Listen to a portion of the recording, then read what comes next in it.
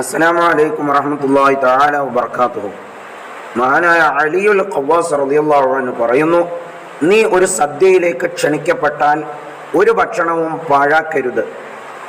നിന്റെ മുമ്പിൽ കൊണ്ടുവന്ന ഭക്ഷണം നിനക്ക് കഴിക്കാനുള്ളതാണ്, പുറത്തേക്ക് കളയാനുള്ളതല്ല. വല്ല ഭക്ഷണവും നിലത്ത് വീണാൽ ഉടനെ അതെടുത്ത് കഴിക്കണം. കാരണം ഹദീസിൽ ഇപ്രകാരം വന്നിരിക്കുന്നു, തീർച്ചയായും ആരെങ്കിലും നിലത്ത് വീണ ഭക്ഷണം എടുത്ത് കഴിച്ചാൽ അല്ലാഹു സുബ്ഹാനഹു വ തആല അവനിൽ നിന്നും അവൻ്റെ 4 തലമുറകളിൽ നിന്നും ഭ്രാന്ത്, കുഷ്ഠരോഗം, വെള്ളപ്പാണ്ട് പോലുള്ള രോഗങ്ങളിൽ നിന്നെല്ലാം അല്ലാഹു സംരക്ഷിക്കുന്നതാണ്. നിലത്ത് വീണുപോയ ഭക്ഷണം നിസാരമാക്കി കളയരുത്, അത് വൃത്തിയാക്കി ഭക്ഷിക്കുക. അല്ലാഹു സുബ്ഹാനഹു വ തആല നമുക്ക് നാഫിയായ ഇൽമ നൽകട്ടെ, സ്വാലിഹീങ്ങളിൽ ഉൾപ്പെടുത്തി അനുഗ്രഹിക്കട്ടെ. ആമീൻ.